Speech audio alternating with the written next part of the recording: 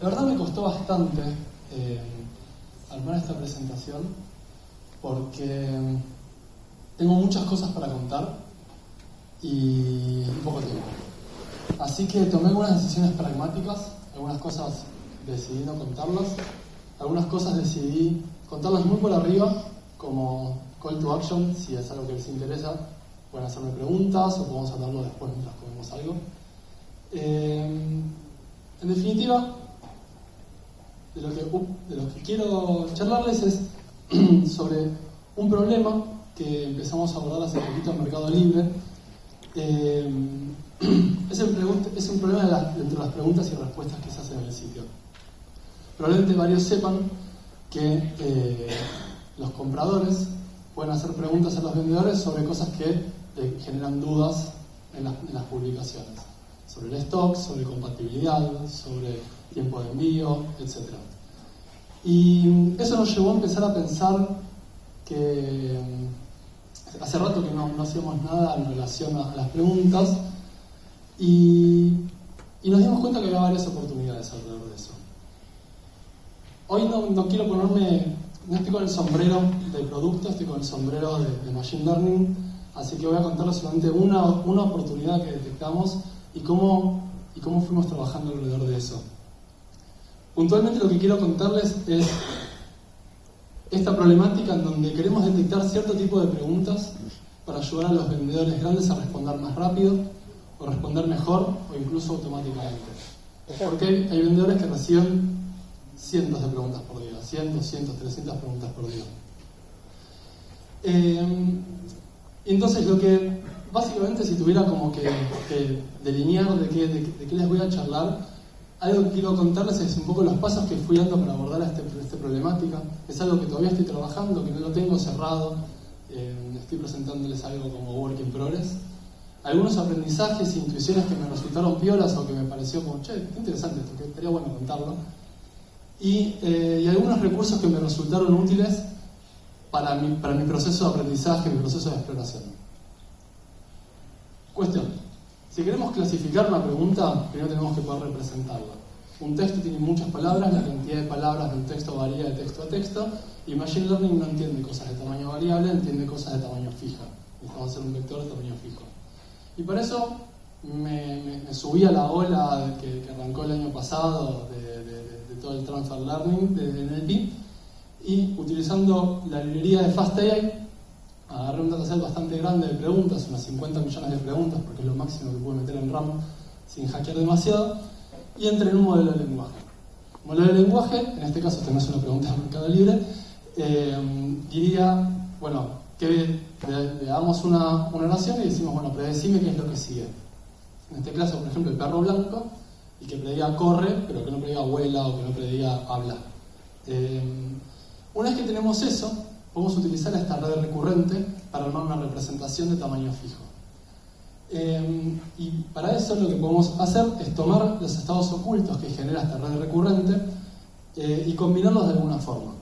Yo acá seguí al pie de la letra un paper, el paper de ULMFit, que es el que me debutó de este tipo de cosas de Transfer Learning en el presente del lenguaje natural, y armé una representación que está basada en 3 partes. La primera parte es el estado final, es cuál es el estado en donde termina la red. La segunda parte es el promedio, y la tercera es el máximo componente-componente. Esto la verdad es muy difícil de usar.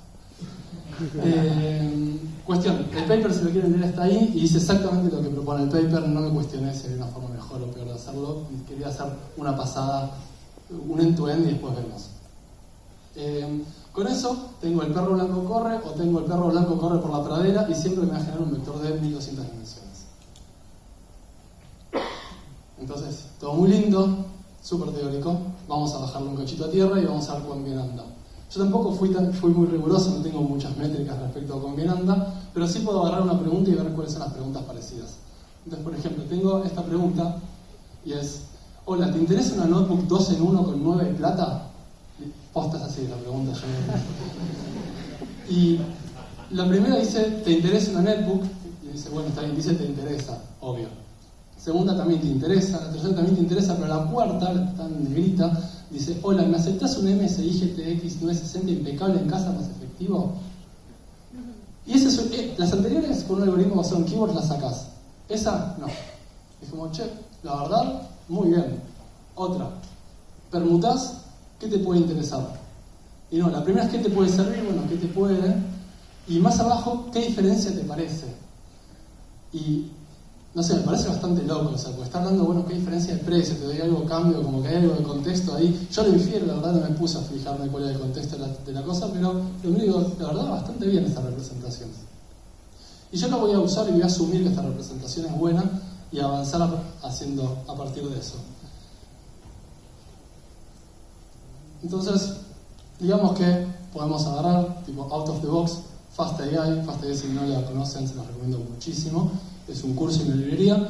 Con eso, haciendo algo así bien out of the box, tengo una buena representación para una pregunta, mucho mejor que lo que podría hacer a mano, digamos, con Bag of Words o Word2Vec. Cuestión que yo quería armar un clasificador, así que este era recién el comienzo.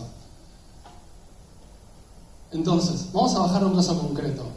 Vamos a pensar un tipo de preguntas muy molestas que si alguien vendió una vez en Mercado Libre les ha pasado, que es, por ejemplo, este tipo de preguntas. Hola, sin ofender, ¿te sigue el 9 Lucas? Por lo menos a mí me pasó varias veces. Supongamos que quisiéramos moderar eso.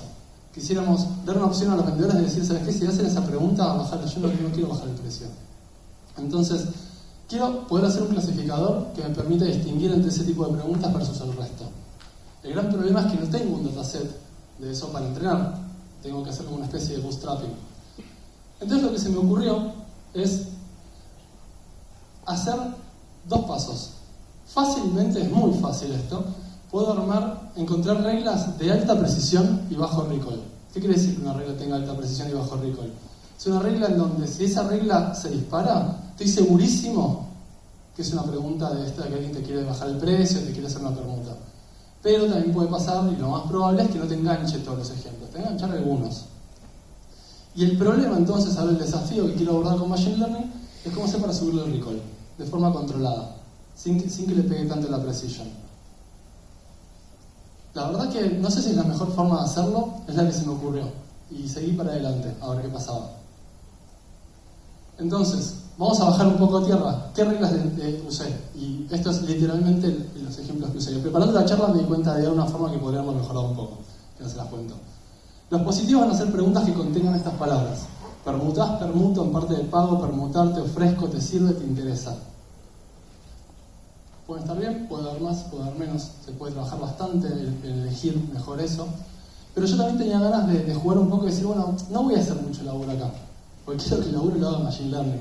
No tengo, esa es la parte más aburrida de buscar esto, así que vamos a hacer la parte más divertida, de pensar cómo meter alguna low function divertida. ¿Qué ejemplos de esto es, por ejemplo, algunos positivos? Permutar por 1000 battle points PUBG. Hola, tengo una MD A8 con tarjeta GTG, ¿te interesa? ¿Te sirven 12.000 pesos? ¿Te interesa canje? Canje es una palabra linda con conocer cómo sirve. Sin ofender, ya. Sin ofender, te ofrezco 8.000 pesos de contado, es nueva y en su caja, bueno. Pinta que es alta precisión, seguramente bajo recall. Ahora ya tenemos positivos. Hacemos clasificación y que tienen positivos y negativos. Los negativos van a ser preguntas que no te contengan ninguna de esas palabras y contengan alguna de estas. Precio, retirar, stock, envío, efectivo, transferencia, cash, tarjeta, original o correo. ¿Cómo las elegí? Y les busqué palabras que sean muy frecuentes en el Mercado Libre y que tengan algún tipo de semántica. A mano, totalmente a mano, rigurosidad baja. Pero está bien, qué sé yo. Entonces, ejemplos. Esto es un... ¡Ay, Dios! Ahí está. Ejemplos. Bueno, algo que pasa es que hay muchas preguntas de stock, muchos vendedores piden por preguntas de stock. Y, honestamente, el primer caso que yo trabajé es con preguntas de stock, pero era mucho menos divertido y mucho menos rico para la charla. Entonces van a ver que hay muchos negativos que son de stock. En stock tenés blanco 38, necesito, tenés stock, hola, tenés stock, o por ejemplo ahí, efectivo, tarjeta. Bueno, esas son preguntas que seguro no hablan de permutar, seguro no hablan de regatear. Parece algunas sí, por ejemplo, hacer descuento por efectivo, yo recién tengo una regla de efectivo. Pero bueno, más o menos. Después siempre se puede iterar. Entonces, esto me deja con 2,5% de las preguntas que se van a hacer positivas, 9,2% de preguntas negativas y un 88% de preguntas sin etiquetar. Ahora lo que hay que hacer es ver qué hacer con todas esas. Y esta es la parte del desafío, la parte divertida. Entonces, esto suena muchísimo a Semi-Supervised Learning. Si nos ponemos a buscar en Wikipedia, buscamos Semi-Supervised Learning, lo que dice es que típicamente es un caso en donde tenés pocos ejemplos etiquetados y un montón sin etiquetar. Suena a qué es eso. Pero no tanto. ¿Por qué? Es verdad que acá yo tengo pocos ejemplos etiquetados y muchos sin etiquetar. Pero también, o sea, no solo haces apretar sin nota, sino que tiene lag. Entonces apretás, pensás que no anduvo, volvés a apretar y te pasa 2 veces. En este caso, también el conjunto está sesgado por construcción. Yo lo elegí buscando keywords. Y eso me mete un sesgo. La pregunta es, bueno, ok, me mete un sesgo, ¿qué tipo de sesgo? Bueno, el sesgo es este.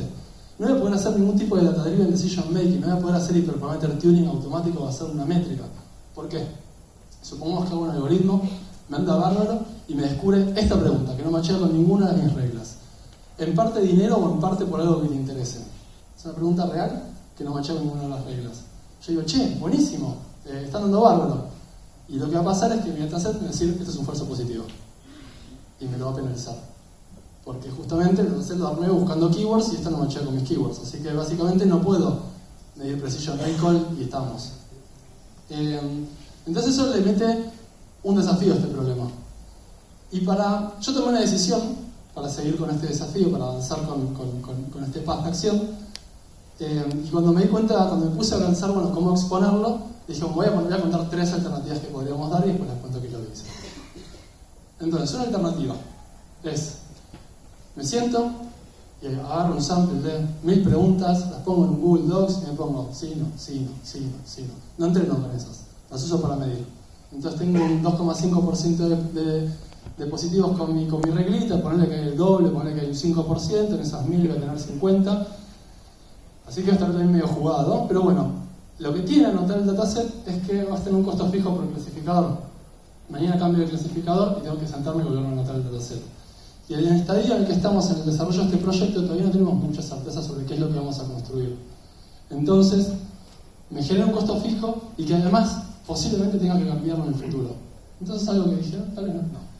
Otra cosa que puedo hacer es buscarme otro dataset, hacer todos los experimentos, hacer todo el hyperparameter tuning y después volver a este dataset y rodar que ande. Y el riesgo que estoy asumiendo es que las conclusiones que saqué en el otro dataset no generalicen al dataset en el que estoy trabajando. Otra alternativa es posponer la decisión con un costo, que es el costo de que cada paso que yo dé, primero va a tener un sesgo mío, un sesgo psicológico, de que tal vez pienso que están dando mejor de lo que están dando, aunque tengo una propuesta de cómo sacar ese sesgo, pero en sí seguro es un costo alto de experimentación de las etapas iniciales. Lo tengo que pagar, con cada prueba lo tengo que pagar porque tengo que mirar a mano preguntas. Pero, obviamente, elegí ese. ¿Por qué? Le llamé Scientific Procrastination. Porque ¿puedo hacer algo? La pregunta es, ¿puedo hacer algo que tenga pinta que va a andar y después ahí tomar la decisión de anotar el dataset? Entonces lo puedo diferir y si veo que la cosa anda y sí, me tomo... Y para del tiempo avanzar con el producto, entender cómo es el caso de negocio y ver, tal vez inclusive no hay que hacer ningún clasificador, tiremos todo y hacemos un buscador y se acabó las preguntas. Y eso también es una alternativa. Entonces avancé con eso. Cuestión, listo, ya está. Voy a avanzar con esto, ahora tengo que hacer el algoritmo. Entonces me puse a leer un poco. Acá es desde la parte pragmática de la charla donde no les voy a contar todo lo que leí, pero sí les voy a contar un blog post que me pasaron que disparó gran parte de lo que luego hice. Este blog post se llama The Quiet Semi-Supervised Revolution y fíjense la fecha, 15 de mayo, en un mes. Acaba de salir, 15 de mayo de este año. Y básicamente habla de cosas que pasaron en Semi-Supervised Learning, pero puntualmente cita 2 papers. Uno es Mixed Match. Este paper, uno de los autores es Young Goodfellow, es un paper súper interesante. Y si tuviera que resumirlo, digo, está buenísimo, para empezar. Y es una mezcla piola entre una regularización bastante nueva que se llama Mixup, que luego podemos charlar si quieren, hacer data augmentation sobre el input y unos hacks, muchos hacks con piolas. bien pensados. El espíritu de esos hacks es tratar de minimizar la entropía de las predicciones en los ejemplos no etiquetados. Ahora cuento sobre eso también. Pero básicamente el problema es, a mí me encantaría hacer esto, pero ellos lo hacen con imágenes. Hacer la documentation con imágenes es una pavada, la rotás un poquito, la girás, haces un poquito de zoom y ya está. En NLP es más complicado. En NLP una forma, por ejemplo, es agarrar, traducirlo a un idioma, volver a tu idioma original. El tema es que, ya que lo vieron con las preguntas en Mercado Libre son un dialecto en sí mismo. Si vos traducís eso al inglés y volvés y andás a ver qué pasa. Y más allá de eso, es carísimo. Supongamos que va a andar.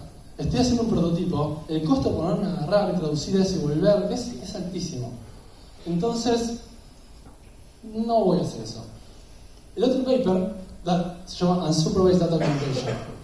Y creo que no le voy a hacer honor con mi resumen, pero igual creo que está bien.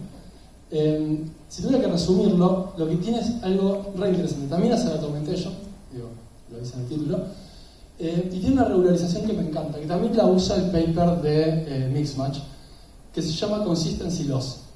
La idea es que si yo tengo un punto no etiquetado y le hago Data Augmentation, yo quisiera que mi modelo se comporte parecido, no quisiera que cambie mucho. Y es algo que tiene mucho sentido, la verdad. Entonces lo que hacen es eso y dicen algunas formas de hacer Data Augmentation, hablan de lo de traducir y volver para atrás en NLP, dicen otras formas que no me terminaron de convencer, pero la verdad no las probé. Cuestión que leí algunas cosas más y dije, bueno, ahora tengo que ponerme a implementar, tengo que hacer algo.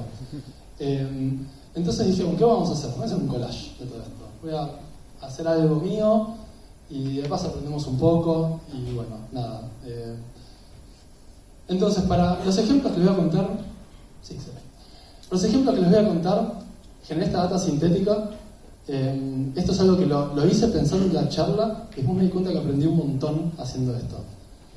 Hice un Jupyter que luego lo voy a disponibilizar junto con las slides en la Meetup, en el grupito, que me permite agarrar y ver cómo se comportan distintos sabores del algoritmo, hacer como este hyperparameter tuning y hacer tipo darle play y ver qué pasa. Pero acá lo puedo ver porque es en 2D, el otro tiene 1200 dimensiones, no lo puedo ver. Los puntos grises son no etiquetados, los rojos son etiqueta roja, los verdes son etiqueta verde. Y luego lo que van a ver es que hay unas partes que son grises y otra parte que es blanquita, perdón, negra y blanca, que va a representar básicamente las zonas donde el clasificador dice una cosa y las zonas donde el clasificador dice otra. Acá hay una parte que requiere trabajo de equipo en donde hay unos videos, pero esto es un PDF. ¡Esa! Bien, espera, un segundito, volvamos un segundito a las slides. En un slide. Ahí va. Entonces, ahora les voy a contar un montón de ingredientes que puse en este collage. Primer ingrediente. Hay que hacerle foco. Ahí está. Es un término de cross entropy en los datos anotados. Eso es estándar, eso es una loss function de clasificación. Y lo que pasa es el video que vieron recién. Ahora sí, ahora puedo hablar sobre eso. Entonces, si le agrego cross entropy, si solamente optimizo con cross entropy, no, el anterior, no, spoiler. ese es como el pastel ya ordenado. ¿Me pones el video A?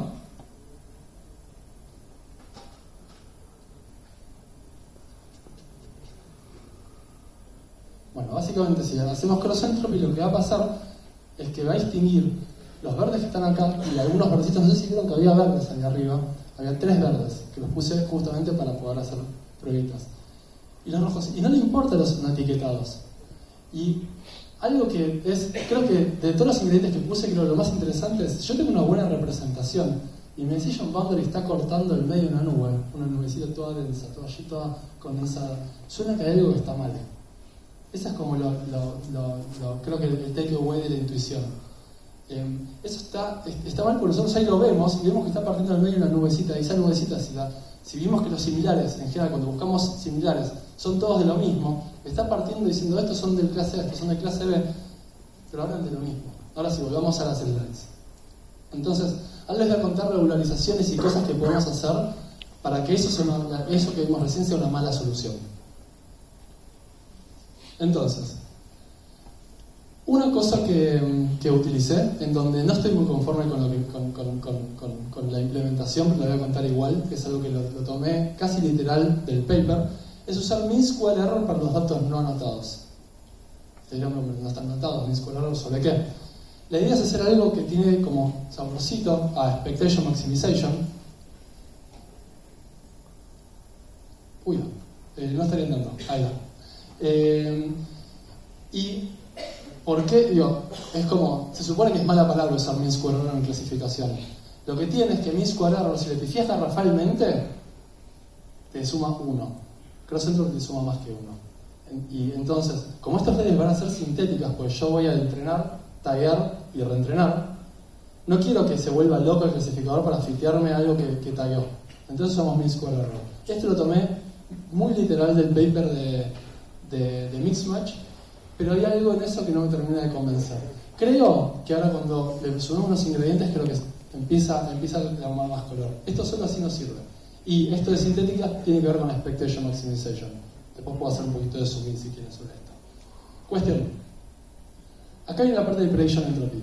Mixmatch, la forma en la que lo que dice es, bueno, mira, yo voy a hacer la augmentation, voy a predecir sobre estos ejemplos aumentados, y después voy a como hacer un sharpening en donde una especie de votación y la clase más preponderante le voy a poner un peso re grande y después reentreno sobre eso. Y ahora, ¿por qué eso sirve? ¿Por qué de alguna forma me evitaría que pase por medio de la nubecita? Para responderles eso, vamos a un segundo a qué es la entropía. Supongo que tengo una moneda cara y seca, entonces esto es una moneda balanceada, entonces la probabilidad es de 0,5, y esto tiene máxima entropía, máximo desorden, mínima información. Algo con baja entropía es algo de este tipo, en donde justamente hay una clase mayoritaria, hay una clase que recibe la mayor probabilidad. O sea, por ejemplo, es una moneda que cada vez que la tiro, o el 90% de veces que la tiro, se encara, porque está pesada, lo que sea. Eso tiene baja entropía. Ahora, esta entropía la vamos a aplicar sobre la probabilidad que genera el modelo. O sea, esto es malo en los datos etiquetados y eso es bueno. ¿Por qué? Supongamos que estamos partiendo al medio de la nubecita.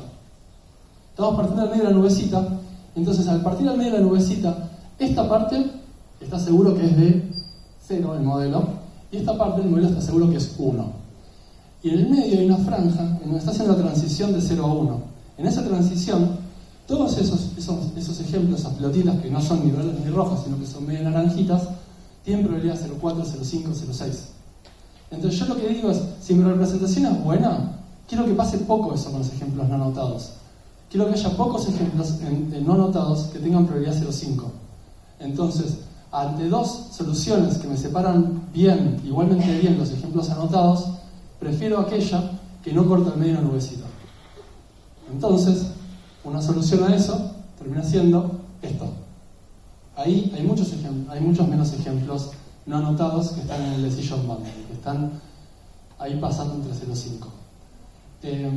¿Es cuestionable? Sí. Es una regularización.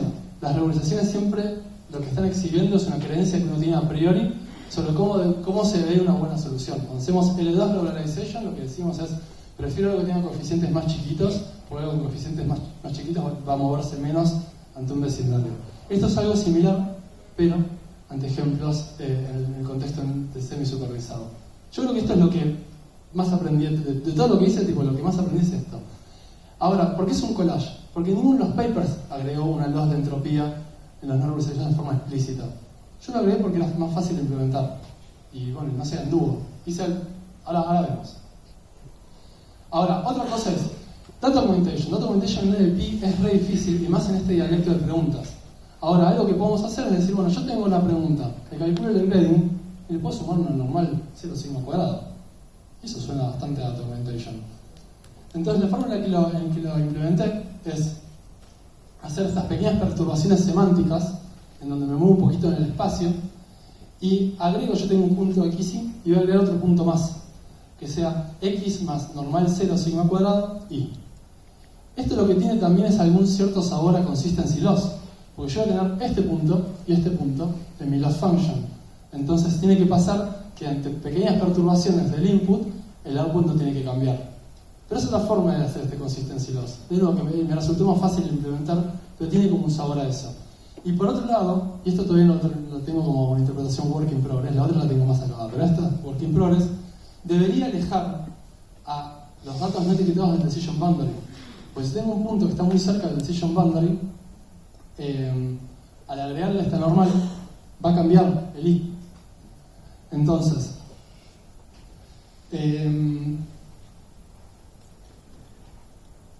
y lo último es agregar mixup. Y algo que vi en estas simulaciones, y no me di cuenta de ponerlo, la verdad no lo puse, es que mixup hacía la diferencia. Mixup tiene un efecto en el decision boundary que lo deja smooth.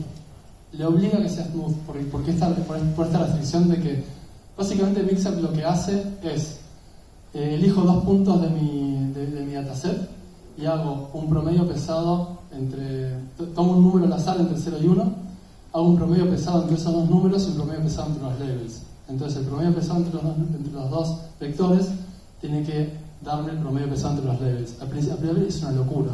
Es como elijo un negativo, elijo un positivo, elijo un número al azar que es 0,5, hago 0,5 por el vector del positivo más 0,5 por el del negativo, tendría que darme, en vez del level 0 o level 1, debería darme level 0,5. Eso es lo que termina haciendo, lo vi empíricamente, es que el loss es muy smooth. ¿Y por qué sirve? Porque interactúa con el prediction entropy.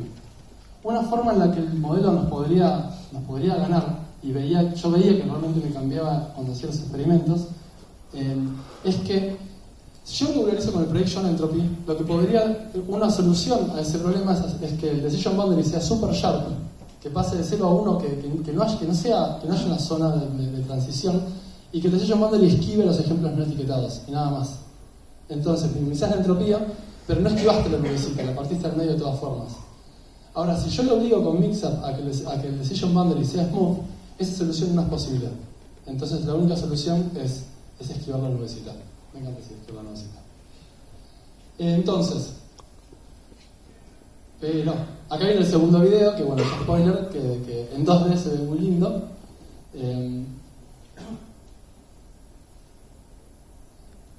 Que básicamente así es como converge, es muy bonito. A mí me sirvió mucho para jugar, entender, ok, le subo, por ejemplo, hay un montón de hiperparámetros acá que no mencioné, le subo el peso a la entropía, ¿qué pasa? Le bajo el peso a la entropía, le subo el peso, agrando el sigma cuadrado de la augmentation, le bajo el sigma cuadrado, ¿qué pasa? Si bien esto no representa el comportamiento en 1200 dimensiones, ayuda mucho a ganar cierta, no sé, hacerlo tangible.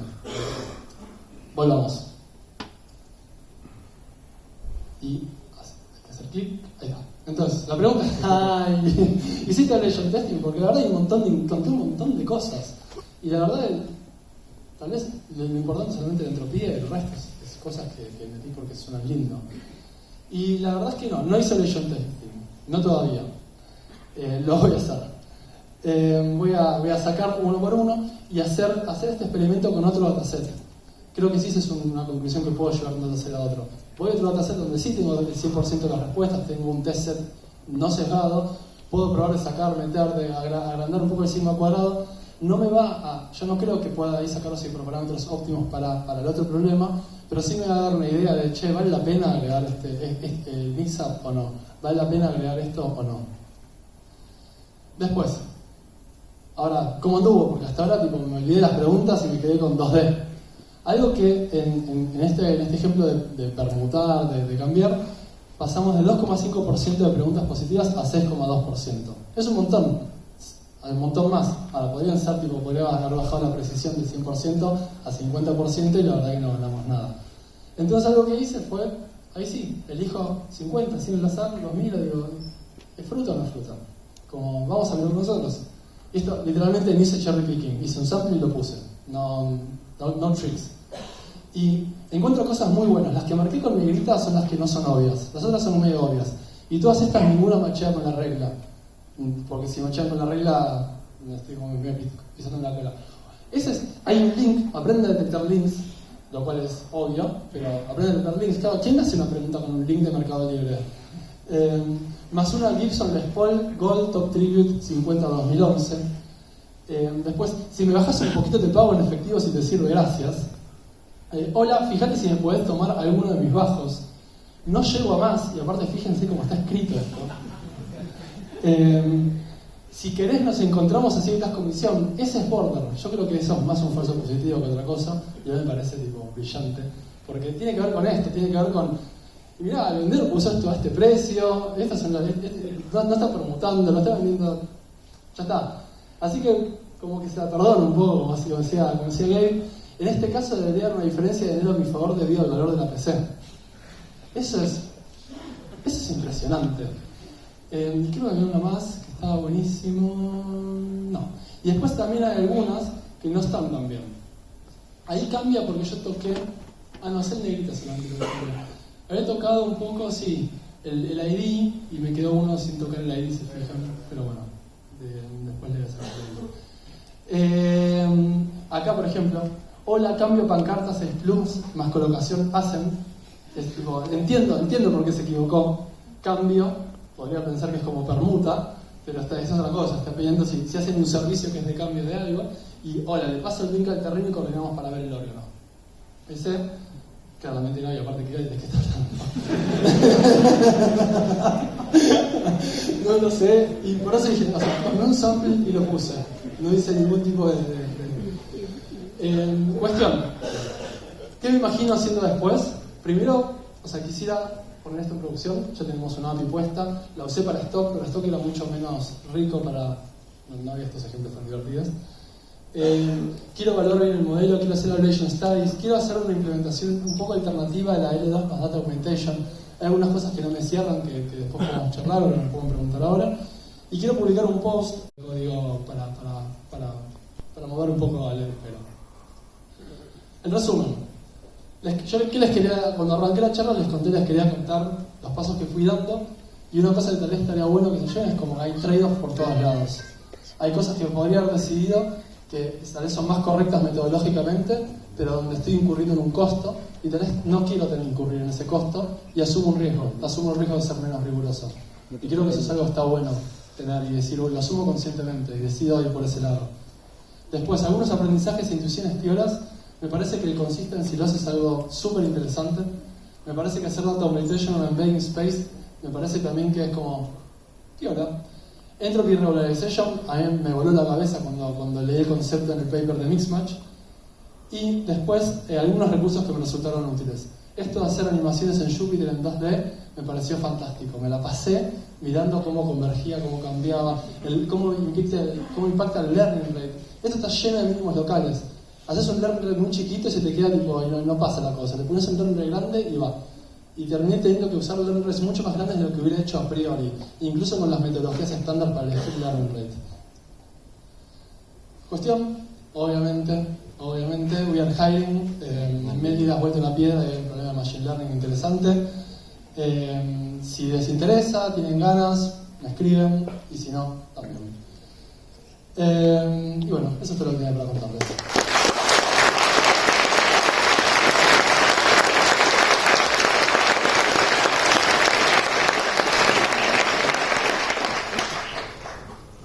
No, bueno, es lo mismo de antes. Aprendí una vez que es una buena práctica dejar un resumen de la charla para las preguntas. Como que ayuda a guiar las preguntas.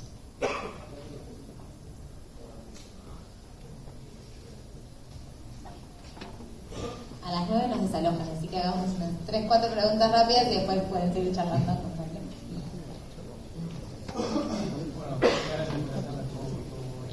Gracias.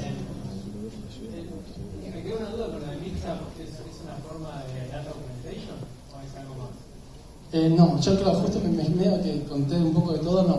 Mixup, bueno, lo podrías pensar como data augmentation, porque generas ejemplos sintéticos.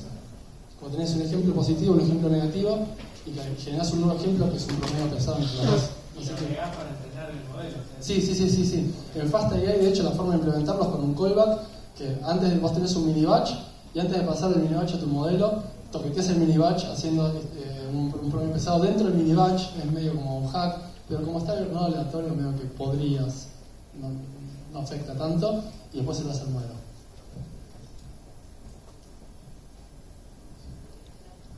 Sí, Hacen subir a Violeta, pobre. Mientras te pregunto yo acá, si querés. Hola. Buenísima, Pablo. 2 comentarios y una pregunta. La primera es comentario sobre el tema de esquivar la nube. Eso también se podría arreglar con regularización, supongo, sobre los pesos para que sea la wing y el bundle y el decision boundary, supongo. El otro comentario es sobre usar MSD para los ejemplos sin supervisar. Quizás sabes si probaste usar label smoothing, o sea, que los labels no sean 0, 1 y poder usar los entropy normalmente. Está bueno. Yo lo que me llevé de probar... ¿querías decir algo más antes que te responda? Si querés responder, te hago el último comentario. Yo creo que está buenísimo y creo que un takeaway que me llevé de agarrar y decir, bueno, veo este paper, veo que el espíritu se hace algo con entropía y hago otra cosa que tiene el mismo espíritu y tiene sentido como un comportamiento similar a lo que escriben en el paper.